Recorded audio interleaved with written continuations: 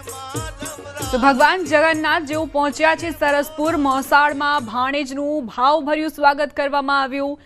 જળયાત્રાથી લઈને રથયાત્રા સુધી મોસાળમાં ભગવાનને લાડ લડાવવામાં આવતા હોય છે। આ પહેલા જ્યારે મોસાળમાં ભગવાન પહોંચે છે તે દરમિયાન તેમને જે ભોજન અને નૈવેદ્ય ધરાવવામાં આવે છે તેનાથી તેમને આંખો આવી જતી હોય છે। ત્યારબાદ નેત્રોત્સવ વિધિ યોજાય છે અને આજે રથયાત્રા ભગવાનના ભક્તિ રસમાં સૌ કોઈ તરબોળ છે। આજે આપ લોકો જોઈ રહ્યા છો તે ભક્તિમાંથી તરબોળ થઈને અહીં આવ્યા છે। કમલ નયનને એક વખત જોવા, એક વખત તેમની ઝલક જોવા માટે તલપાપડ થઈ રહ્યા છે ભક્તો। નગરચર્યાએ નાથ નીકળ્યા છે, કારણ કે સામાન્ય રીતે ભગવાનના દર્શન કરવા હોય, માધવના દર્શન કરવા હોય તો મંદિરે જવું પડતું હોય છે, પરંતુ રથયાત્રાનો આ દિવસ વર્ષમાં એક જ વખત અષાઢી બીજના દિવસે આવે છે કે જ્યારે ભગવાન પોતે નગરચર્યાએ નીકળે, પણ પોતાના ભાઈ બલભદ્ર અને બહેન સુભદ્રા સાથે નંદીઘોષ રથમાં સવાર થઈને ભગવાન સૌ કોઈને આશીર્વાદ આપી રહ્યા છે। બહેન સુભદ્રાનો રથ પણ આપ જોઈ રહ્યા છો, એમની પાછળ છે ભાઈ બલભદ્રનો આ રથ। આ જે રથ છે તેની પણ વિશેષતા હોય છે કે તેને કાષ્ટ લાકડાથી બનાવવામાં આવે છે, સંપૂર્ણ કાષ્ટથી તેને તૈયાર કરવામાં આવે છે। કોઈ પણ ધાતુ, કોઈ પણ ખીલાનો ઉપયોગ નથી કરવામાં આવતો। આ જે રથયાત્રા છે તે ભારતની બીજી સૌથી મોટી રથયાત્રા છે। 1878માં 2 જુલાઈ 1878માં આ રથયાત્રાનો પ્રારંભ થયો હતો। ખૂબ જ નાના પાયે આ રથયાત્રાની શરૂઆત કરવામાં આવી હતી। મહંત નરસિંહદાસજીએ તેની શરૂઆત કરી હતી, પરંતુ જેમ જેમ સમય વીતતો ગયો તેમ તેમ આ જે રથયાત્રાનો વ્યાપ છે તે વધતો જતો ગયો અને અત્યારે 16 કિલોમીટરનો આ લાંબો રૂટ છે। જ્યાં આપ નજર કરશો ત્યાં ચિક્કાર ભીડ તમને જોવા મળી રહી છે। ભક્તો ભક્તિના રસથી સરાભોર તમને નજરે પડી રહ્યા છે। બાળકોથી માંડી વયોવૃદ્ધ લોકો માત્ર ને માત્ર પોતાના નાથને જોવા માટે, આ બ્રહ્માંડના સ્વામીને જોવા માટે, તેમને નિહાળવા માટે તલપાપડ થઈ રહ્યા છે, ખૂબ જ આતુર જોવા મળી રહ્યા છે।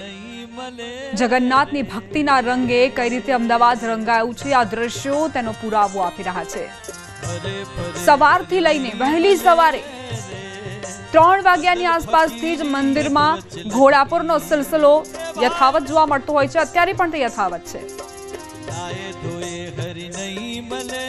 તો આ તરફ ગુરુકુળ મંદિરથી રથયાત્રા નીકળી છે, સોમનાથ મંદિરથી રથયાત્રા નીકળી રહી છે, માફ કરશો, સ્વામિનારાયણ મંદિરથી રથયાત્રા નીકળી રહી છે અને ત્યાં પણ ભક્તો આતુર જોવા મળી રહ્યા છે। મુખ્યમંત્રી ભૂપેન્દ્ર પટેલ પણ અહીં પહોંચ્યા છે। પહિંદ વિધિ તેમના તરફથી કરવામાં આવશે। એક તરફ અમદાવાદમાં સરસપુરમાં જગન્નાથ રથયાત્રા પહોંચી છે, ભગવાન પહોંચ્યા છે, બીજી તરફ આ તસવીરો આપ જોઈ રહ્યા છો જ્યાં સ્વામિનારાયણ મંદિરમાં આરતી કરવામાં આવી રહી છે। અહીંથી પ્રસ્થાન કરવામાં આવશે જગન્નાથ રથયાત્રાનું। મુખ્યમંત્રી ભૂપેન્દ્ર પટેલ જેઓ આરતીમાં સંમિલિત થયા છે, સૌ કોઈ ભક્તો અહીં ભાવ વિભોર જોવા મળી રહ્યા છે અને મુખ્યમંત્રી પણ અહીં હાજર છે, ભક્તિ રસથી તરબોળ જોવા મળી રહ્યા છે।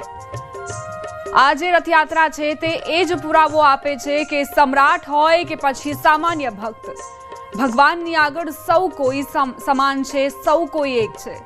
મુખ્યમંત્રી ભૂપેન્દ્ર પટેલ જેમણે પહેલા આરતી કરી, ત્યારબાદ અત્યારે પુષ્પ વર્ષા કરી રહ્યા છે, ભગવાનને આવકારી રહ્યા છે।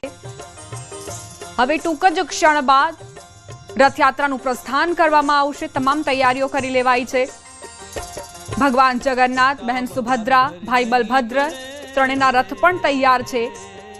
ભક્તો પણ રાહ જોઈ રહ્યા છે કે ક્યારે અહીંથી રથયાત્રાનું પ્રસ્થાન થાય અને ત્યારબાદ તેઓ પોતાના જગતના નાથને નિહાળે, એક ઝલક તેમની જોઈ લે।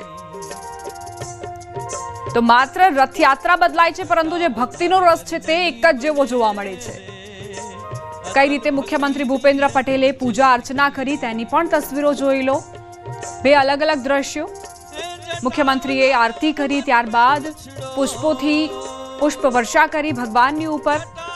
આ બ્રહ્માંડના સ્વામી, જગતના નાથ, જેમની માટે આજનો દિવસ એટલા માટે પણ મહત્વપૂર્ણ છે કારણ કે તેઓ ભક્તોને સામેથી દર્શન આપવા માટે આવે છે।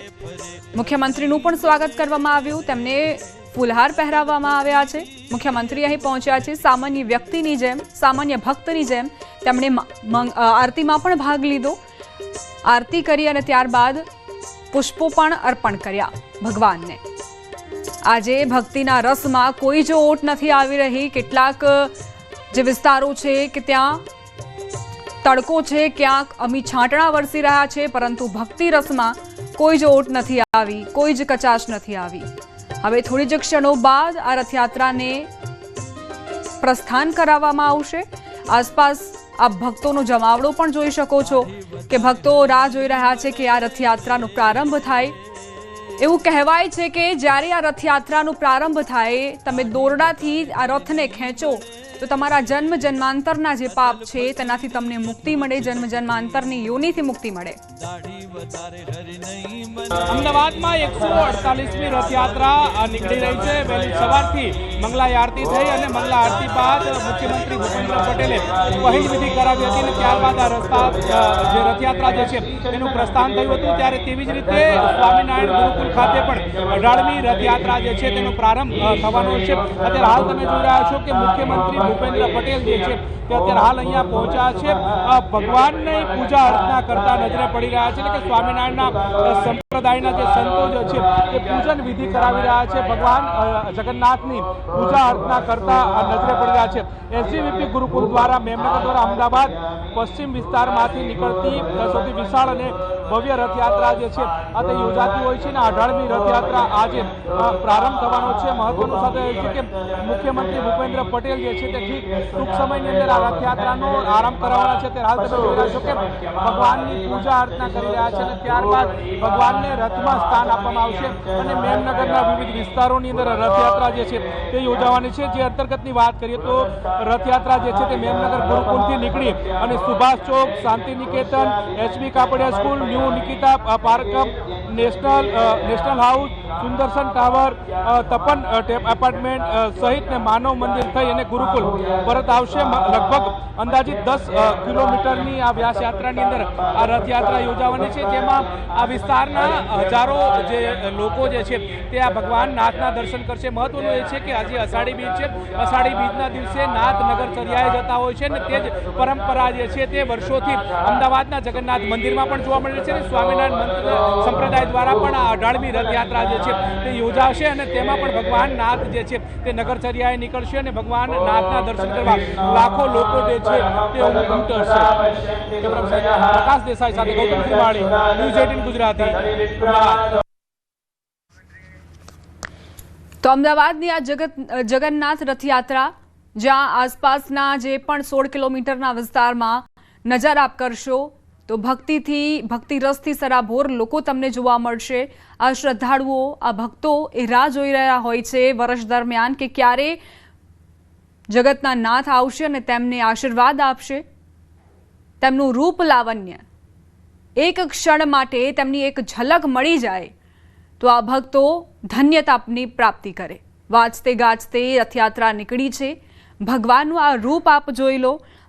આ મોહિની રૂપ જે છે, મનમોહનનું આ રૂપ, તેવું તમને આખા વર્ષ દરમિયાન તમારી આંખોમાં યાદગીરી રીતે રહેશે। કારણ કે આમ તો તમે જતા હોવ મંદિરે દર્શન કરવા માટે, પરંતુ આજનો દિવસ ખૂબ જ અલગ, કારણ કે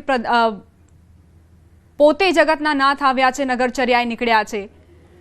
રથયાત્રામાં સૌ કોઈ ભક્તિના રસમાં ડૂબેલા નજરે પડી રહ્યા છે। ભગવાનની સાથે સાથે બહેન સુભદ્રા અને ભાઈ બલભદ્રનો રથ પણ ધીમે ધીમે આગળ વધી રહ્યો છે।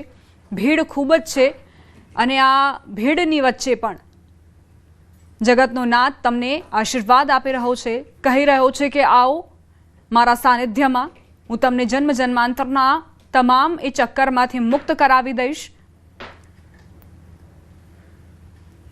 કદાચ આ જે ભક્તો છે તે અત્યારે એ લાગણી અનુભવી રહ્યા છે કે તેમણે પણ પોતાના જે પૂર્વ જન્મો હશે તે દરમિયાન કઈક એવા સારા કર્મો કર્યા હશે કે તેમને આ ક્ષણ જોવાનો લાભ મળી રહ્યો છે। આ જે ક્ષણ છે તે તેમના મનને તૃપ્ત કરી રહી છે। ભજન મંડળી, અખાડા, કરતબ તે પણ જોવાના ખૂબ જ રસપ્રદ લાગી રહ્યા છે।